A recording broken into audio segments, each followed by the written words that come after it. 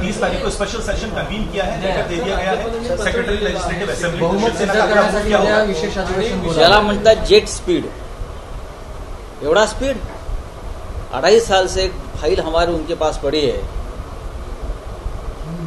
12 MLC का nomination राज्यपाल नियुक्त, 2.5 साल से पड़ी, और ये राज्यपाल महोदय इंतजार यही घड़ी का कर रही थी। लेकिन अनलॉफुल एक्टिविटीज है। 16 एमएलए जो हमारे हैं उनका डिस्क्वालिफिकेशन का इशू सुप्रीम कोर्ट में पेंडिंग है, और 11 तारीख तक उसके ऊपर कोई निर्णय नहीं होगा, और उसके बीच कोई इस प्रकार की अनलॉफुल एक्टिविटीज होती है तो सुप्रीम कोर्ट ने कहा है कि आप वापस सुप्रीम कोर्ट आइए और हमारे सामने ये बात रखिए।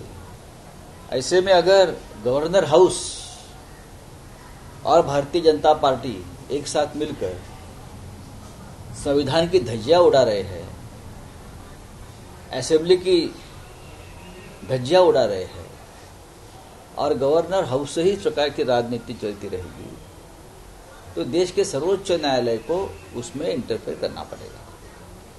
हमारे लोग जाएंगे सुप्रीम कोर्ट और सुप्रीम कोर्ट के सामने खड़े होकर न्याय की गुहार लगाएंगे।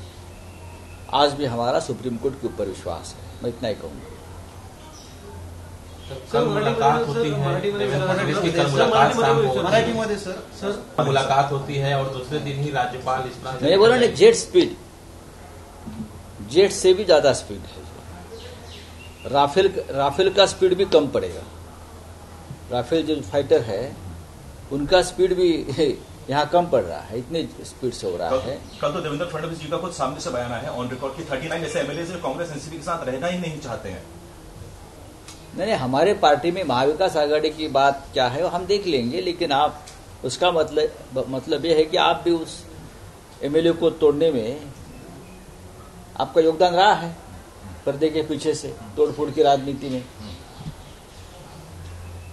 करने दो, इस प्रकार से आप सत्ता हथियाना चाहते हो तो आपको मुबारक है, लेकिन इतना आसान नहीं है। महाराष्ट्र में अगर इस प्रकार से आप अनलॉफुल एक्टिविटीज करेंगे राजनीति में और असेंबली में, गवर्नर हाउस में, तो जनता देखती है सब कुछ, जनता चुप नहीं बैठे। राज्य की कॉन्स्टिट्यूशनल अथॉरिटी का डिस्टर्बिंग पिक्चर है पॉलिटिकल सिनेरियो की। नहीं, डिस्टर्बिंग सिनेरियो किसने निर्माण किया है?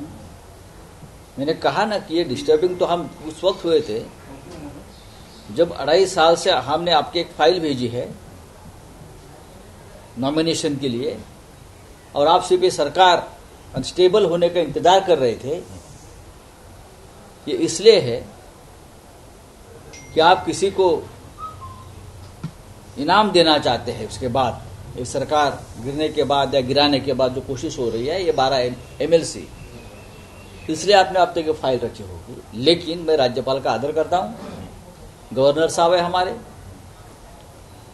उनके ऊपर भी दबाव हो सकता है किसी का, इसलिए मैं ज्यादा बात नहीं करूंगा।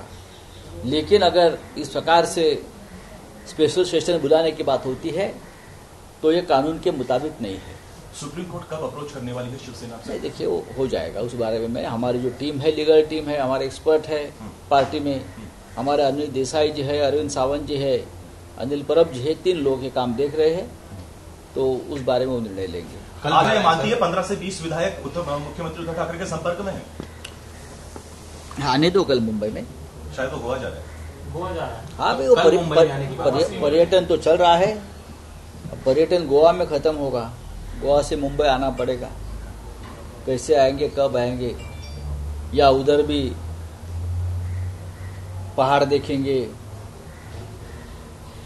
झाड़ देखेंगे, नदी देखेंगे, अच्छा अच्छा होटल देखेंगे जो गुवाहाटी में बैठे हैं। करने दो, बोला आप लोग 71 कमरे बुक किए गए हैं गोवा में। तो पैसा है, कोई दे रहा है, करने दो, क्या कर सकते हैं। सर मराठीमध्ये सर आता सर सांगा, बोला।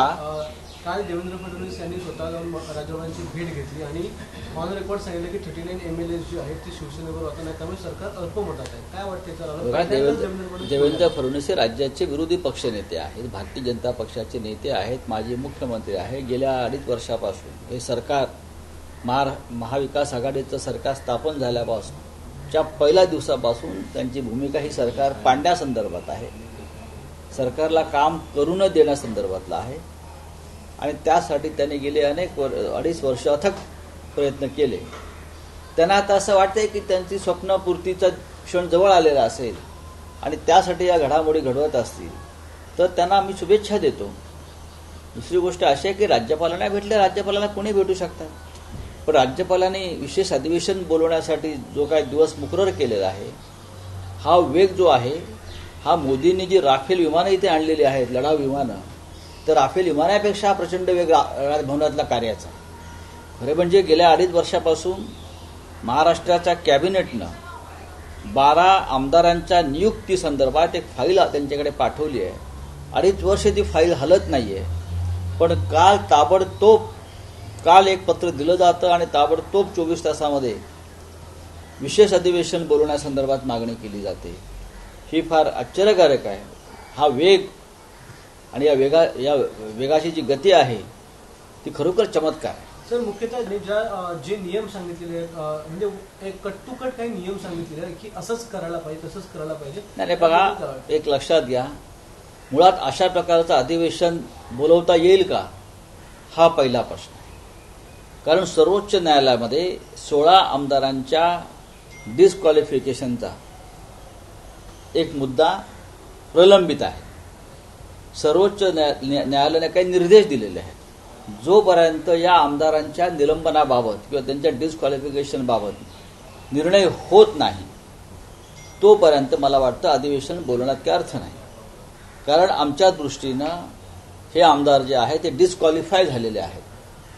त्यांचे प्रवक्ते काही बोलू द्या, आम्ही कायद्यानं बोलतोय. संविधान या देशाला घटना आहे आणि घटनेचे रखवालदारच अशा प्रकारे संविधान आणि कायदा तुडवणार असतील. या ज्या महाराष्ट्रात डॉक्टर बाबासाहेब आंबेडकरांचा जन्म झाला आणि ज्या महाराष्ट्राच्या सुपुत्रानं देशाला ही घटना दिली, ती घटना महाराष्ट्राच्या राजभवनातच अशा प्रकारे बुडवली जात असेल समुद्रात, तर मला असं वाटतं ही देशासाठी अत्यंत गंभीर बाब आहे. मी या देशातल्या सर्वच राजकीय नेत्यांशी माझी चर्चा सुरू आहे, अगदी ममता बॅनर्जीपासून तेलंगणाच्या मुख्यमंत्र्यांपर्यंत, आणि सगळ्यांना असं वाटतंय की हे घटनाबाह्य कृत्य होत आहे. एवढा वेग, एवढा स्पीड कठीण आहे. आमचे लोक सुप्रीम कोर्टात जातील. आमच्या पक्षातर्फे माननीय उद्धवजी सुद्धा त्या संदर्भात लक्ष घालतायत. आमचे अनिल देसाई असतील, अनिल परब असतील, अरविंद सावंत असतील, हे या बाबतले एक्सपर्ट लोक आहेत. तर तांत्रिक बाबींविषयी मी बोलू शकत. सर, एक शेवटचा प्रश्न आहे. सर, काल उद्धव ठाकरे यांनी भावनिक साथ घातली होती सगळ्या आमदारांना. शेवटचं एकदा त्यांनी बोलवलेलं होतं, पण त्याच्यानंतर ज्या घडामोडी घडत आहेत, आजचा दिवस उजाडला आहे आणि एकनाथ शिंदे यांनी असं वक्तव्य केलं की तुमच्या मुलाला आणि प्रवक्त्यांना आधी थांबवा, हे जे बोलतात त्याच्यानंतर आम्ही पुन्हा कसं परत येणार. ठीक आहे, त्यांना असं असेल तर मी आजपासून बोलायचं थांबतो. मी जे बोलतोय ती माझ्या पक्षाची भूमिका मांडतो. मी एक शिवसैनिक म्हणून बोलतोय. ह्याचा कुणाला त्रास होत असेल माझ्या बोलण्याचा, मी कडवडपणे माझ्या पक्षाची भूमिका मांडतोय, माझ्या नेत्यांची भूमिका मांडतोय, महाराष्ट्राच्या स्थिरतेसाठी बोलतोय. महाराष्ट्राचे तुकडे करण्याची योजना सुरू आहे या निमित्तानं, हे आमदार फोडून, त्याविषयी बोलतोय. याचा जर कोणाला त्रास होत असेल तर ठीक आहे, आपण आधी मुंबईत या. आपण आजही मी त्यांना आमचे सहकारी मानतो. जसं काल उद्धवजींनी सांगितलं की तुम्ही आमचेच आहात. एकनाथ शिंदे हे माझे निकटचे सहकारी आहेत, हे मी अनेक दिवस सांगतोय. त्यांच्यातने आमच्यामध्ये कमालीची मित्रता आहे, एक नातं आहे, आणि मी काय आहे त्यांना माहिती आहे, ते काय आहेत मला माहिती आहे. पण अशा पद्धतीनं मी बोलतोय किंवा आदित्य ठाकरे बोलतायत म्हणून आम्ही येणार नाही, हा बालिशपणा आहे. आदित्य ठाकरे पक्षाचे नेते आहेत, ते ठाकरे आहेत. नक्कीच ज्या प्रकारचं वातावरण महाराष्ट्रात झालेलं आहे, शिवसैनिक उसळून बाहेर पडलेले आपण पाहताय, अशा वेळेला त्यांच्यासमोर जाऊन बोलणं, त्यांना मार्गदर्शन करणं, हे आदित्यजी असतील, उद्धवजी असतील, मी असेन, आमच्या पक्षाचे इतर आमचे सहकारी नेते असतील, हे त्यांचं कर्तव्य आहे. आम्ही हे कर्तव्य पार पाडतोय. याच्याविषयी तुम्हाला गुवाहाटीमध्ये छातीत कळायचे कारण नाही. मुख्यमंत्री इस्तीफा दे सकते हैं? मुख्यमंत्री इस्तीफा हम आखिर तक लड़ेंगे और हमें पूरे विश्वास है अगर फ्लोर ऑफ द हाउस पर कानून की लड़ाई के साथ हम जाएंगे और कानून का अगर पालन किया जाएगा तो हम जीतेंगे। क्या बात रूबरू हो पाएगा? क्या सिनारियो होगा? क्या लगता है आपको? बात काफी दुर्भाग्यपूर्ण तो है। नजर से नजर तो मिलाइए, बाद में देखेंगे आप में कितनी हिम्मत है। हमने कोई गलती नहीं की, हमने कोई पाप नहीं किया है। हमने आपको बच्चों की तरह संभाला है, मित्रों की तरह उद्धव जी ने संभाला है, बच्चों की तरह संभाला है बाला साहब ठाकरे जी ने, और वो भी वो मान्य करेंगे। कौन से कारण देकर आप भाग रहे हो? सब झूठे कारण हैं, सब झूठे बोल, सब झूठ बोल।